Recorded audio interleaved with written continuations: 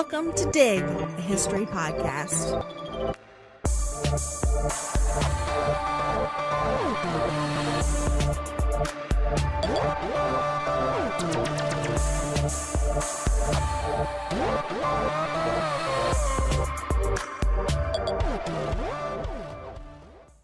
Thud. Dead. Thud. Dead. Thud. Dead. 62 thud deads. I call them that because the sound and the thought of death came to me each time at the same instant. There was plenty of chance to watch them as they came down. The height was 80 feet. The first 10 thud deads shocked me. I looked up, saw that there were scores of girls at the windows. The flames from the floor below were beating in their faces. Somehow, I knew that they, too, must come down. I even watched one girl falling, waving her arms, trying to keep her body upright until the very instant she struck the sidewalk. She was trying to balance herself. Then came the thud. Then a silent, unmoving pile of clothing and twisted, broken limbs. These are the words from an eyewitness account of the Triangle Shirtwaist Fire that happened on Saturday, March 25th, 1911, in the Ash Building in New York City. In all, 146 women and girls died in the fire. Some were burned to death, some died from asphyxiation from smoke inhalation, and some died trying to escape the flames and smoke by jumping from the 9th floor of the building and dying upon impact. This episode is part of a series about fashion. So what was the fashion behind the labor conditions that allowed one of the most horrendous industrial catastrophes in American history?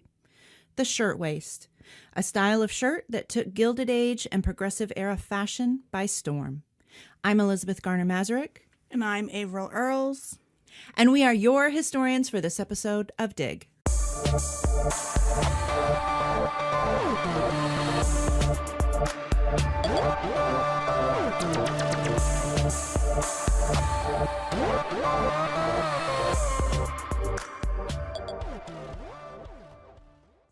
The shirtwaist was a mainstay of the female wardrobe from the end of the 19th century and into the 20th century. So what exactly is a shirtwaist? Simply put, it was a woman's blouse. It was usually made out of cotton, but could also commonly be made out of linen or even silk. A typical shirtwaist was unstructured, meaning it had no boning or inner lining to give the shirt its shape. Shirtwaists were tucked, pleated, or cut smaller at the waist because they were designed to be worn tucked into a skirt. The shirtwaist could be worn with or without a jacket. They could be quite plain, or they could be elaborately decorated with lace, embroidery, and pleats. The style of the shirtwaist changed over the years, depending on fashion. Changes to the necklines, collars, cuffs, and rise and fall of the waistline denote different periods of the style. Typically, a well-dressed man of business wore a white shirt with a turned-down collar and cuffs under his coat and or vest. Initially, the shirtwaist evolved from the simple, tailored men's shirt. As women became more independent and began working outside of the home, their style of dress changed to something more functional. Over time, shirtwaists evolved from the simple, tailored version of a man's shirt to a beautiful feminine garment embellished with lace and trimmings. But why the weird name of shirtwaist? Well, the definition of waist to a 19th century person referred to the bodice of a woman's dress. So today we think of waist only being that part of the body between the hips and the ribs. But in the 19th and early 20th century, it also referred to a specific area of a woman's dress. So waist was another term for the bodice of a woman's dress. And I guess we should define bodice, too. So the bodice of a dress is the middle part. The tube part that covered your torso. That's the scientific lingo, by the way. The tube part. The tube part? Scientific, yeah. Oh, yeah, I mean, obviously. Or like high fashion, whatever. So that's the part of a woman's dress that excludes the sleeves that is above the waist. So The term shirtwaist was a combination of the shirt and the waist part being in terms of the bodice of a dress and the shirt like a man's tailored shirt. Therefore, a shirtwaist is a term only used to describe the female version of a male dress shirt. The functional shirtwaist was valued for its ready-to-wear, workplace-friendly, simple design, although women from all social classes wore the iconic shirt. Mostly working-class women wore these shirts. They were also much easier to launder because there was no internal boning or line structure. They could be washed and ironed as easily as a man's shirt. Although introduced as early as the 1860s, shirtwaists became more popular as the 19th century progressed. Modes of production changed after the 1860s, too. Ready-made clothing became more and more accessible. At first, the ready-made clothing industry focused mostly on men's clothes because the designs were simpler and easier to produce. However, by the 1870s, the ready-made clothing industry extended into the more complicated clothing for women, replacing many dressmakers with mass-produced fashions. Increased mechanization, combined with advances in sizing and fitting, made ready-made clothing easier to make and consume. But mass-produced, ready-made clothing also allowed working-class women to partake in fancier fashions that they may not have been able to afford in earlier periods. By the 1890s, the ready-made clothing industry produced levels or grades of quality. This allowed women of all incomes the chance to wear fashionable items. So this is like wearing something that's trendy now. You can find the same type of style at both Nordstrom's and Forever 21, but one is, presumably, going to be higher quality than the other. I usually doubt it. Yeah, I've got stuff from Forever 21 that are kicking long term. Whereas, Nordstrom anyway. fades. You know what I mean? Yes. So the late 19th century was such a time of changing tastes and ideas. Many women and men began rejecting the rigidity of the Victorian era in thoughts, actions, and dress. Women were working outside of the home in larger numbers, getting college educations and advanced degrees in larger numbers, and partaking in physical activities in larger numbers. In 1876, the modern bicycle was exhibited at the Philadelphia Centennial Exhibition and immediately captured the attention of the American public. By 1885, 50,000 American men, women, and children were cycling, and by 1896, that number had jumped to over 10 million. Damn. Initially, women cycled in their bustles and corsets, but fashions changed to men's bike to accommodate bicycle riders. By far, the most common approach to a woman's cycling dress were skirts cut just a few inches short in the style of a walking skirt. These skirts were generally made from sturdy tweed fabrics and paired perfectly with a shirtwaist. Dark colors hid the dust and the grime that a cyclist would inevitably pick up on her clothing as she cycled. Interestingly, clothing or fashion is also why we have men's bikes and women's bikes today. Bicycle manufacturers obviously had a stake in getting women on bikes, so they made a lot of adjustments in their design in order to make that happen. So the dropped or open step-through frames that we associate with a quote-unquote woman's bike were actually designed to accommodate a woman's full skirt. Whereas pants would have been so much easier. I know, but it's so funny because I remember like when my mom told me when I started riding a bike, like, well, that's a man's bike and that's a woman's bike. And I was like, well, why? Because that's also about the time I realized that like you can't dudes in the balls. Mm-hmm. And I was like, well, that doesn't make any sense because that bar is right there by their ding dongs. And so shouldn't it be the opposite way? Shouldn't the guys be low? And I remember that like really blowing my mind. And now I'm like, oh, because of the patriarchy. Yes. That's why. Yeah.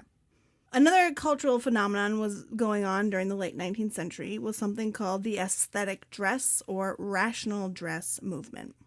It began in England in the 1850s, but there were proponents in America too. For instance, Amelia Bloomer, who I also talk about in a few weeks in my episode on pants. Was a proponent of less restrictive clothing. She was a women's rights advocate and pushed for women to wear pantaloons as they were healthier and less restrictive. Pantaloons, or bloomers as they came to be called, became associated with the women's rights movement in the mid-19th century. Although the bloomers didn't really catch by By the 1880s, more and more people were speaking out about the ridiculousness of modern fashion. The aesthetic dress movement influenced the trends toward healthier and non-restrictive clothing for women. Although most women wore corsets well into the 1920s, corset design in the late 19th century became less restrictive, bustles, if worn at all, were much smaller, and hoops became completely out of fashion. All of this, the education, the job, the bicycle, the female in public, became associated with the new woman. She was smart, she was independent, and she was stylishly dressed. The fashion icon of the day was known as the Gibson Girl. First drawn by illustrator Charles Dana Gibson beginning in 1890, the Gibson Girl combined older and more modern elements of American fashion. She was tall and slender, but still retained the corseted waist and ample hips and bosom of the Victorian era. Her hair piled on top of her head in the fashionable bouffant style. The Gibson Girl was often depicted in action, either riding a bike, playing tennis, leisurely enjoying the outdoors, or playing an instrument. She was the modern new woman, perfectly capable in her interests and talents. The Gibson Girl was often depicted wearing a shirtwaist and a long, dark-colored skirt. The shirtwaist came to represent more than a fashion trend. It was, in a way, an emblem of the new woman and a symbol of female independence in a rapidly changing time. By the 1890s, women could purchase most of the clothing they needed, including the fashionable shirtwaists. They were worn with a dark skirt and were the staple of a working woman's wardrobe. They were sold across the country and through mail-order catalogs like Sears and Roebuck. During the early 20th century, women became a significant presence in the American labor force, making up almost 22% of all wage earners by 1930. Many working-class and immigrant women worked in factory positions, while middle-class women, including some middle-class Black, Hispanic, and Asian women with a high school or advanced education, worked in professional fields like teaching, nursing, and social work. The figure of the working woman wearing the fashionable shirtwaist became an iconic image for the women's rights movement and the changing nature of work in general.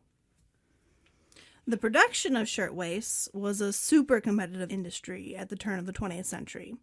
A majority of shirtwaists were mass-produced in Philadelphia and New York, but there were major factories and sweatshops in other industrialized cities too, particularly those with large immigrant populations like Chicago. The Triangle Shirtwaist Factory, located in the top floors of the Ash Building in Greenwich Village, was one of many shirtwaist factories operating in Manhattan. Factories like the Triangle were core to New York's status as an industrial center and provided jobs to the thousands of immigrants that arrived in the country on a daily basis. Many garments, not just shirtwaists, were produced in what was called the sweating system. Owners subcontracted a lot of the work to individuals who then hired people under them to do the actual work, and then they got the profit. Subcontractors could pay the workers whatever rates they wanted, which were often extremely low. Labor advocate Florence Kelly oversaw labor conditions in Chicago, Illinois. She described the three types of shops that operated in Chicago and most large cities. The first were known among the employees as the inside shops, or those conducted on the factory system by the manufacturers themselves. Then there were the outside shops, or those conducted by the contractors who hired subcontractors. And finally, the home shops, where family groups did outwork for the subcontractors in their homes. She described how the factories, once made a garment from start to finish, were dividing the labor to make production faster and driving production speed to dangerous levels. Kelly described one of these sweating situations. Quote, "A shop was found in which 12 persons lived in 6 rooms, of which 2 were used as a shop. Knee pants in all stages of completion filled the shop, the bedrooms and kitchen. 9 men were employed at machines in a room 12 by 14, and there were knee pants being manufactured by the 1,000 gross. This is in the rear of a swarming tenement in a wretched street." One young Russian Jewish immigrant wrote about the first job she got upon arriving in a New York City textile factory in 1892. Quote, "From this hour, a hard life began for me. He, the boss, refused to employ me except by the week. He paid me $3, and for this he hurried me from early until late. He gave me only 2 coats at a time. When I took them over and as he handed me the new work, he would say quickly and sharply, "Hurry." I hurried, but he was never satisfied. By looks and manner, he made me feel that I was not doing enough. Late at night, when the people would stand up and begin to fold their work away, and I too would rise feeling stiff in every limb and thinking with dread of our cold, empty little room and the uncooked rice, he would come over with still another coat. "I need it the first thing in the morning," he would give it as an excuse. I understood that he was taking advantage of me because I was a child. Some garment workers were paid by a system known as piecework, meaning that they were paid by the piece that they sewed. This meant that bosses paid workers less when there was less work to do. It was a way for owners and bosses to transfer the risk of a seasonal industry, because fashion is seasonal, to the workers. Wages could drop by half during slow periods. Pauline Newman was the first female general organizer of the International Ladies Garment Workers Union, the ILGWU, and she worked for the union for 6 decades. She began working in a hairbrush factory at the age of 10. When she was 12, a relative got her a job working at the Triangle Shirtwaist Factory in 1903. Girls like Newman spent 12 to 14 hours a day in shops and factories like the Triangle, making about $3 to $6 a week. The average salary in America was roughly $500 a year. A woman making $3 to $6 a week made approximately $100 to $300 a year. The noise of sewing machines was deafening, the pace of work was backbreaking, and sexual advances by male co-workers and foremen were a common occurrence. Newman wrote a series of journals and poems, some of which were published in New York Yiddish-language newspapers. She described the factories as such. Most of the so-called factories were located in old wooden walk-ups with rickety stairs, splintered and sagging floors. The few windows were never washed, and their broken panes were mended with cardboard. In the winter, a stove stood in the middle of the floor, a concession to the need for heat, but its warmth rarely reached the workers located near the windows. During the summer months, the constant burning of gas jets added their unwelcome heat and smell to an atmosphere already intolerably humid and oppressive. There was no drinking water available. Dirt, smells, and vermin were as much a part of the surroundings as were the machines and the workers. When Newman started working at the Triangle, she was assigned to a corner of the shop dubbed the kindergarten, where workers as young as 8 or 9 trimmed threads from finished garments. By the early 20th century, New York had laws prohibiting children from working at night, but there was little enforcement. Newman remembered the rare occasion when an inspector would show up. Someone would tip off the employees, and the children would climb into the boxes of finished shirts, and they'd just pile more shirts on top of them until the inspector left. And let's remember, some families wanted their children working. They provided much-needed income to help the family simply survive. Another garment worker, Clara Limlick, began working in textile manufacturing as a young girl only 2 weeks after arriving in New York City. Her family fled the Ukraine in 1903 following the Kishinev pogrom, where 49 Jewish people were killed, large numbers of Jewish women were raped, and 1,500 Jewish homes were destroyed. Upon arrival in New York City, Limlick began working at the Gotham Shirtwaist Factory, where women worked 11 hours a day, 6 days a week, for starting wages of $3 a week. Limlick wrote that these conditions reduced workers to, quote, the status of machines. We worked from sunrise to set, 7 days a week. Limlick joined the board of a chapter of the International Ladies Garment Workers Union. She was integral in growing her local chapter because she suggested that women organizers should recruit women workers and found organizers to recruit workers in their native language, so Yiddish, English, and Italian. Along with Newman, Limlick became an ardent socialist and participated in numerous strikes. In 1909, during a strike at the Leeserson shirtwaist maker, she was arrested 17 times and had 6 of her ribs broken by company guards and city police. Yet, she kept on marching the picket line. It's important to note that labor organizers like Limlick and Newman was part of a movement called industrial feminism. It was greatly influenced by socialism, but was not a rigid form of political thought. Union organizers most notably the American Federation of Labor, the AFL, shied away from broad reforms to more narrow, limited goals like higher wages, as opposed to creating a cooperative commonwealth that the earlier, more utopian-minded labor organization, the Knights of Labor, had entailed. After bloodbaths like the Homestead Strike in Pennsylvania in 1892 and the Pullman Strike of 1894, organizations like the AFL felt that direct confrontations with large corporations were just plain suicidal. The labor organizing done by women like Newman and Limlick, however, was more than just the bread and butter demands of the AFL. Industrial feminism developed demands that included better wages and working conditions, but also wanted unions to offer educational and cultural opportunities and even healthcare.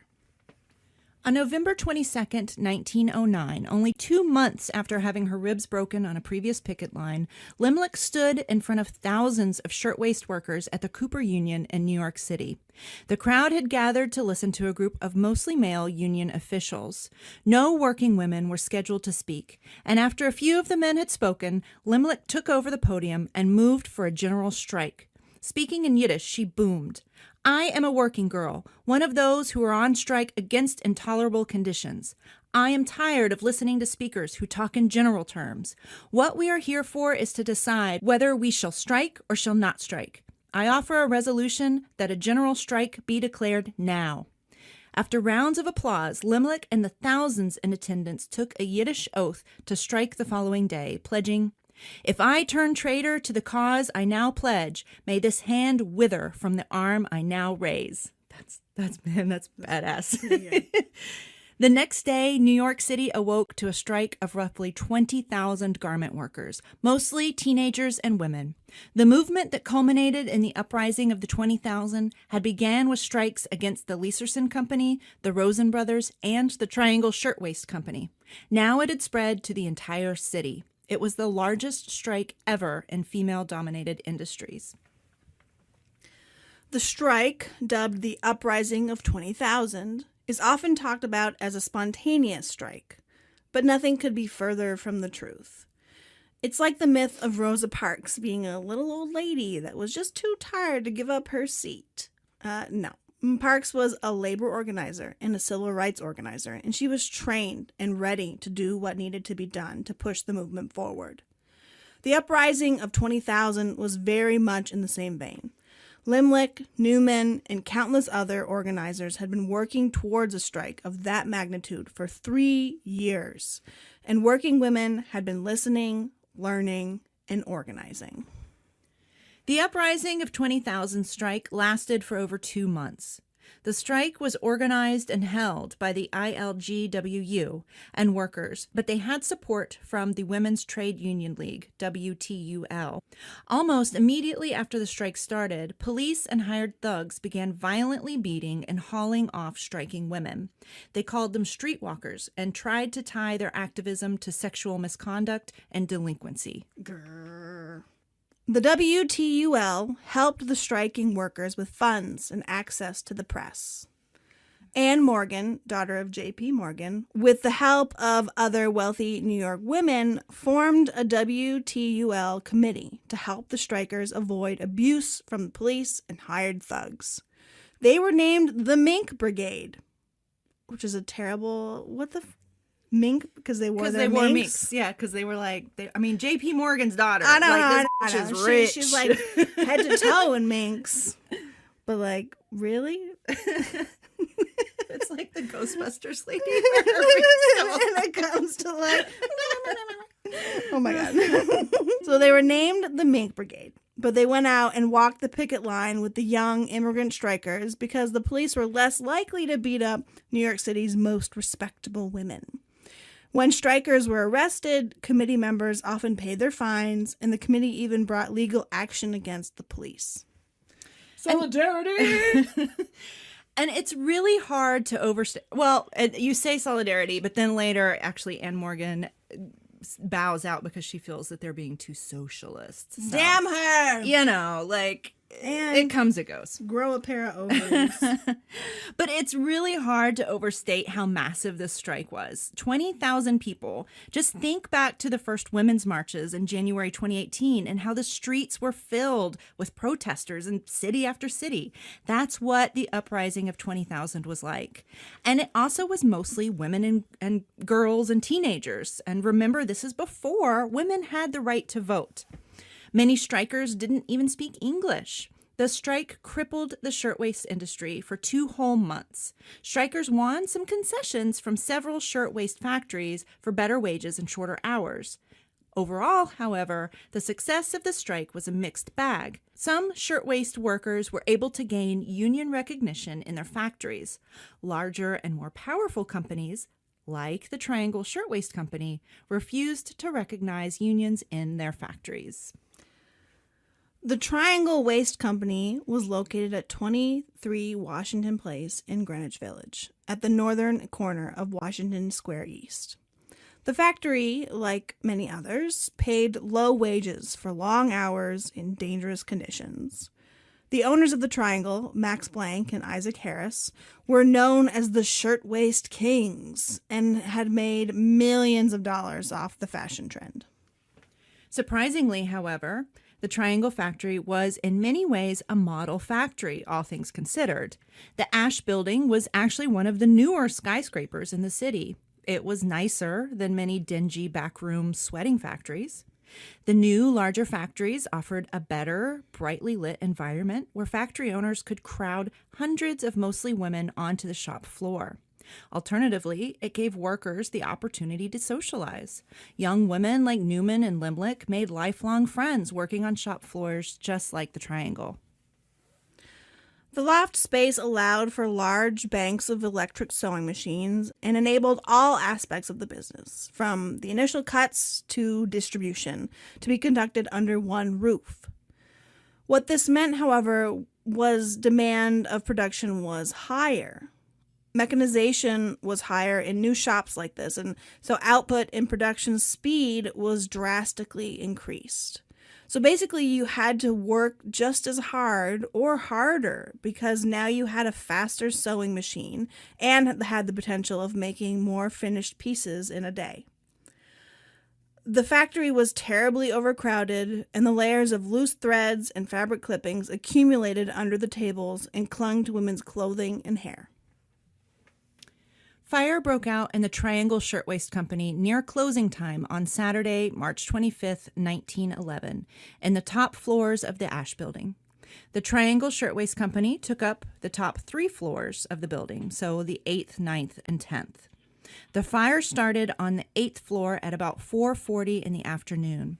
Investigators later determined that the fire was started by a discarded cigarette. The shop was filled with paper patterns, fabric, and the scraps and loose threads discarded on the floor, and all of that quickly caught fire.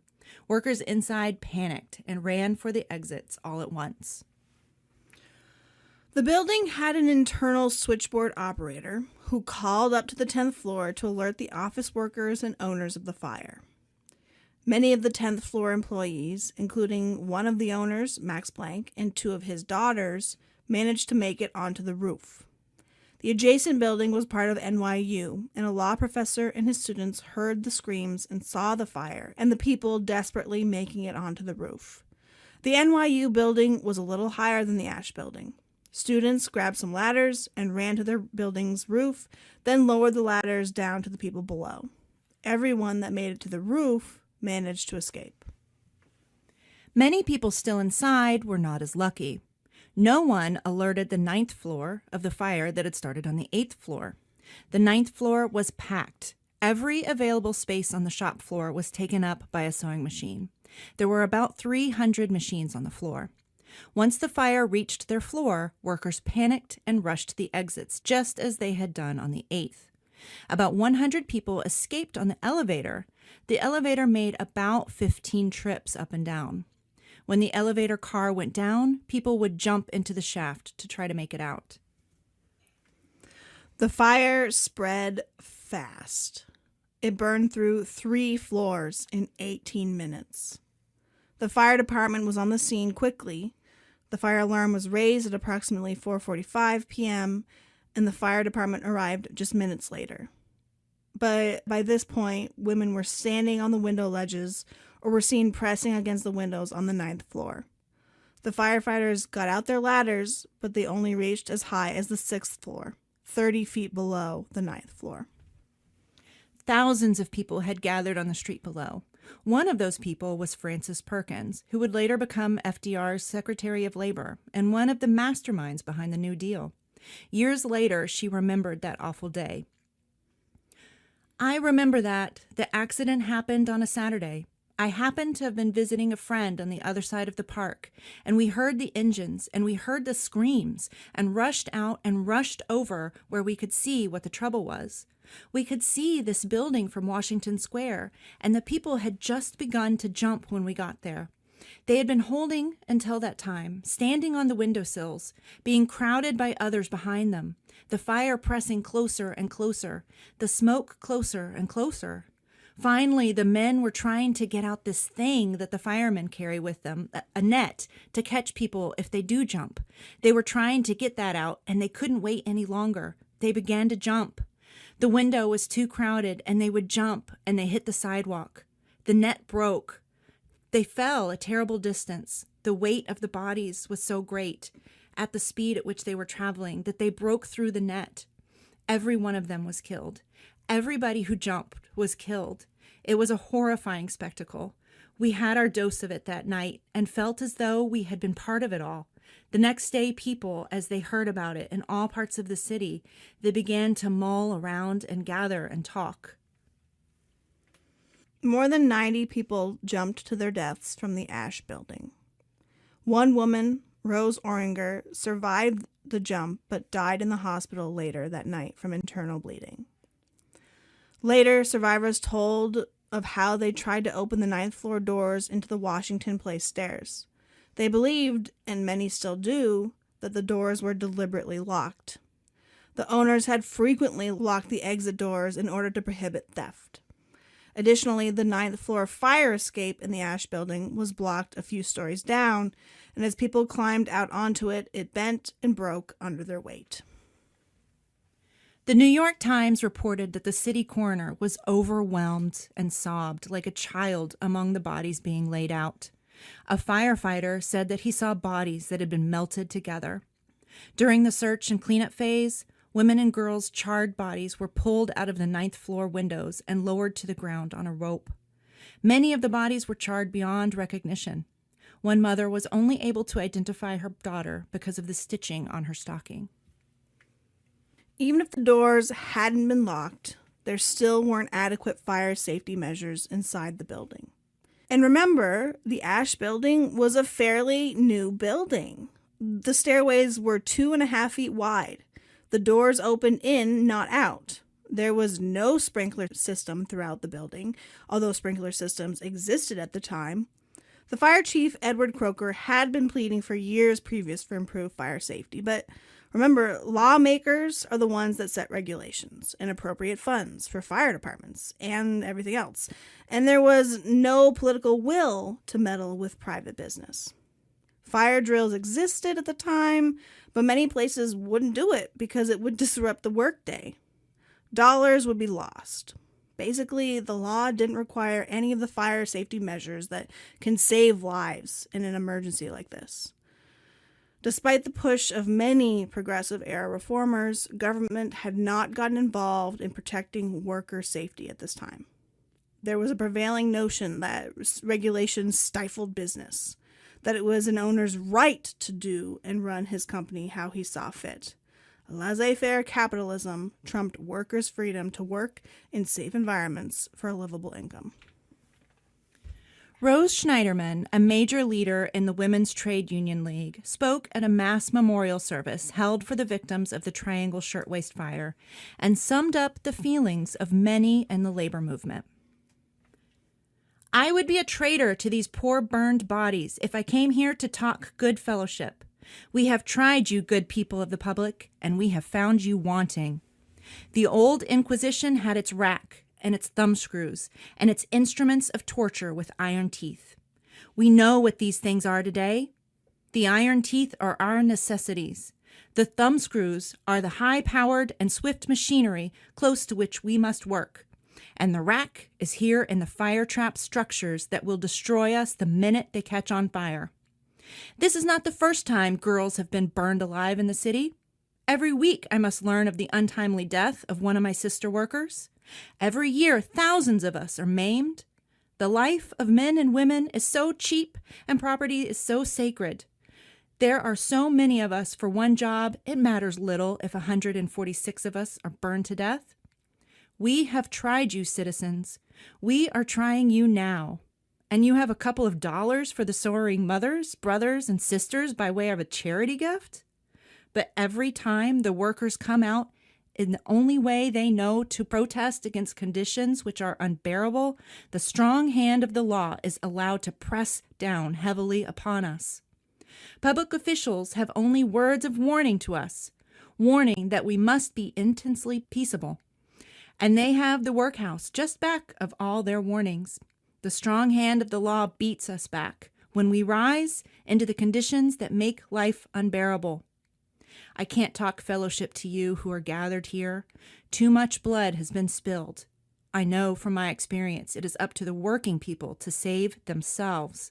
The only way they can save themselves is by a strong working class movement. Damn! I know. She's like, yeah, your thoughts and prayers ain't shit, people. It's time for action. Don't tell us how to protest, quote unquote, correctly. We're out here dying and we're trying to organize. Sounds like Colin Eager. It just strikes me so much because, you hear that today. You heard that in the civil rights movement. You hear it with protests. Oh, well, I believe in their cause, but they're not protesting right. Right. They're not doing it peacefully enough or whatever, So there was such an outrage over these senseless deaths that there was an effort to bring those responsible to justice. The reports that the doors of the factory were locked at the time of the fire prompted the district attorney's office to seek an indictment against the owners, Harris and Blank. On April 11th, a grand jury indicted them on 7 counts, and then the case went to trial in December. Worker after worker testified that the only door workers were allowed to leave through at quitting time was through an opening on the Green Street side of the building. They testified that all purses and bags were inspected as they left. Worker after worker testified that they couldn't open the doors to the Washington Place exit because the Green Street stairs were engulfed in flames. More testimony supported this fact. Yet the jury acquitted Blank and Harris of any wrongdoing. The jury let them off because it couldn't be proved without any doubt that the owners actually knew the doors were locked at the time. The defense attorney was able to cast enough doubt on that fact to be found not guilty. Later, 23 individual civil suits were brought against the owners of the Ash Building. On March 11th, 1914, 3 years after the fire, Harris and Blank settled their own civil suits. They paid only $75 per life lost. So stupid. Only the day before the tragic and preventable catastrophe at Triangle, the New York State Court of Appeals had struck down a new workmen's compensation law as unconstitutional, as it interfered with the due process rights of employers to have their liability adjudicated in court. If you want a deeper dive into how the law worked in favor of employers during this period, have a listen to our episode on the 14th Amendment. After the Triangle Fire, however, there was enough public support that the state constitution was amended and a workers' compensation law subsequently enacted in 1913. Booyah! After the Triangle Fire disaster, the state of New York created a factory investigating commission to study safety, sanitation, wages, hours, and child labor in places like sweatshops, canneries, and bakeries. Francis Perkins and Polly Newman were hired as investigators for the committee. Over the years following the fire, New York adopted 36 of the Commission's recommendations into law. Several of the Commission members went on to ascend to the national stage, where they spearheaded many national reforms. Commission member Robert Wagner went on to become a U.S. Senator, and while in office, saw through the passage of the National Labor Relations Act, granting workers everywhere the right to organize. It's also known as the Wagner Act. And that was passed during the Great Depression. Just FYI, it was repealed by the Taft-Hartley Act in 1947. Here are some of the laws recommended by the Commission and enacted in New York after the Triangle Fire. Fire drills. Great. Automatic sprinklers. No brainer. Fire prevention, like the removal of trash and waste. Duh. Yup. Fire alarm signal systems. Thank you, electricity. Mandatory fire escapes and exits. Limitation of number of occupants in a building. Ventilation, both general and special. Washing facilities, dressing rooms, and water closets, aka the toilet. The toilet. But not the toilet. The toilet bowl. Bowl. Vincent is... French? My son, who was 7, is obsessed right now with the idea of chamber pots. Ooh. Because he asked, like, well, how do people poop back in the old day? And I explained chamber pots to him, and he can't get it out of his head. He's, like, fascinated that people used to poop in a bowl under their bed. Does he want one? He better not, because I ain't cleaning it. Well, you gotta do his own chamber pot. He can do a historical reenactment. The maid's on vacation. Oh, my God. But conditions were still bad. Harrison Blank continued running the Shirtwaist Company. In August 1913, Max Blank was charged with locking one of the doors of his factory during working hours. When he was brought to court, he was fined $20, and the judge apologized to him for the imposition. God, I hate capitalism sometimes. In December of the same year, inspectors found the inside of Blank's factory littered with debris and piled in heaps. Fabric scraps were kept in non-regulation, flammable wicker baskets. And yet, instead of receiving a fine, he just got a stern warning. So, even though all of these regulations were passed, they still were not enforced with strict regularity. It's a good glimpse at how labor and capital operated during the Progressive Era, a period where we typically think of government coming in to regulate the excesses of rampant capitalism, but only if there was political will to do so.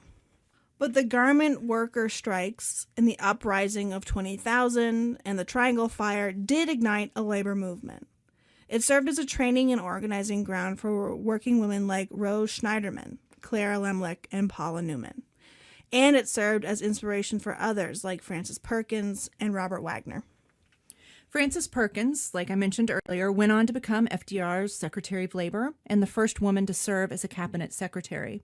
She was one of the principal architects of the New Deal, and she's a prime example of a progressive era reformer who really bridged the early 20th century with the 1930s and brought many of the social and civic reforms that progressive era reformers wanted into the New Deal, i.e. through like the Wagner Act, right?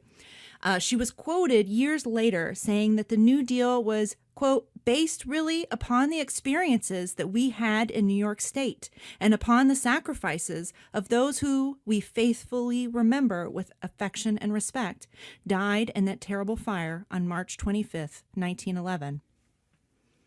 And people in the labor movement have not forgotten the legacy of those garment workers. Every year on May Day, there is a commemoration at the Ash Building, which is now called the Brown Building, and is functional and owned by NYU.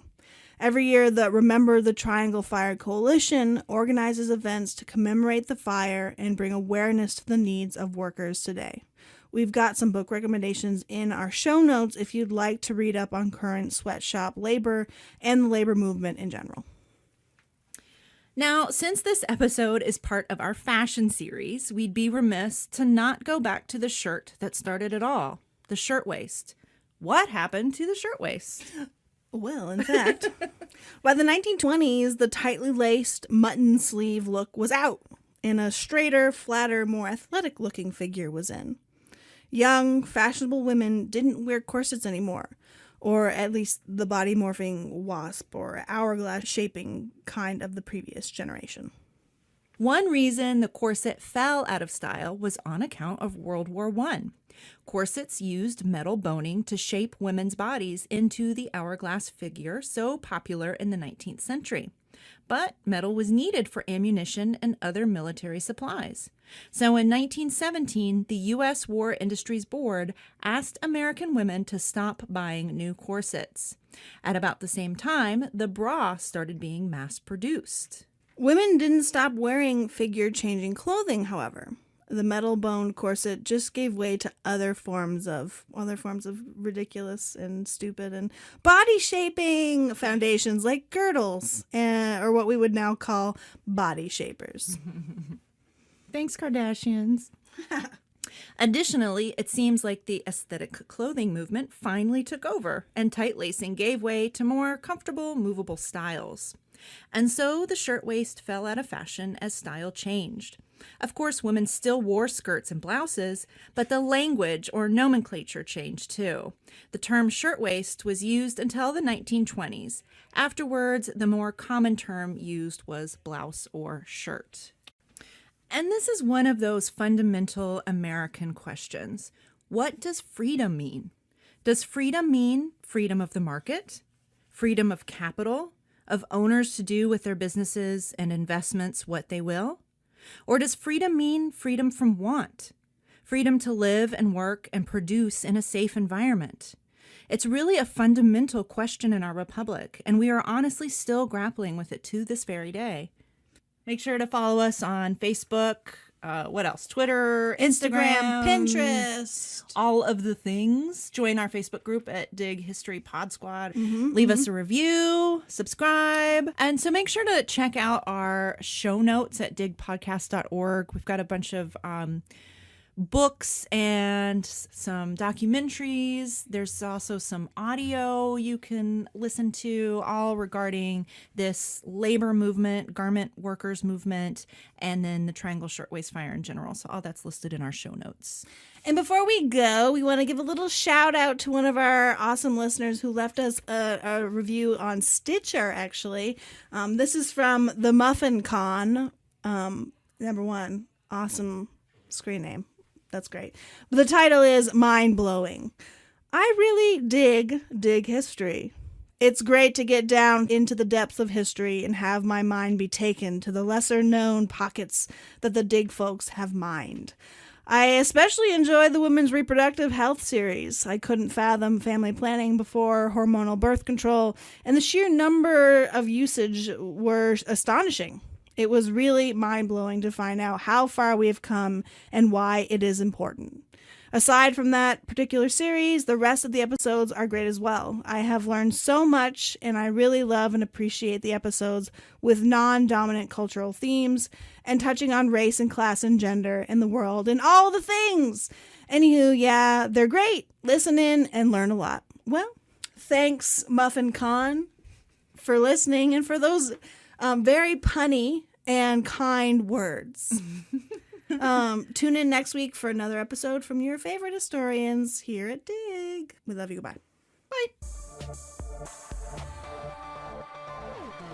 This podcast was produced by the historians of Dig, Elizabeth Garner Mazurek, Sarah Hanley Cousins, Marissa Rhodes, and me, Averill Earls. Thanks for listening. They were worn with a dark skirt and were the staple. No, that sounds stupid. Illinois, please. Illinois? Don't be a weirdo. Illinois. Oh, okay. Okay. It just sounded weird for a second. I guess I've never said Illinois out loud. Illinois. But also, too bad about their balls. Yeah. Exhibition. Jesus Christ. And we are your hurt.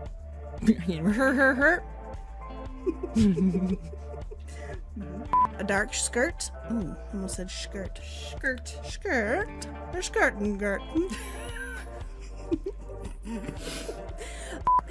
So they were named the Mink Brigade, foolishly, but they went out.